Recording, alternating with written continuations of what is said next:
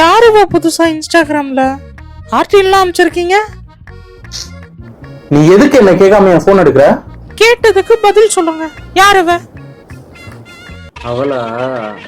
அதெல்லாம் ஒரு காலம், அதெல்லாம் உனக்கு தெரியாது. அது என்ன காலம்? கொஞ்சம் சொல்லுங்களேன் கேப்போம். நீ நினைக்கிற மாதிரிலாம் இல்ல.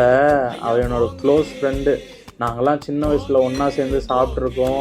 அவ எனக்கு அவ்வளோ சொல்லி கொடுத்துருக்கா. எக்ஸாம் அப்போ எனக்கு இவ்வளோ சொல்லி கொடுத்துருக்கா தெரியுமா? அவெல்லாம் பயங்கரமான ஃப்ரெண்டு எனக்கு.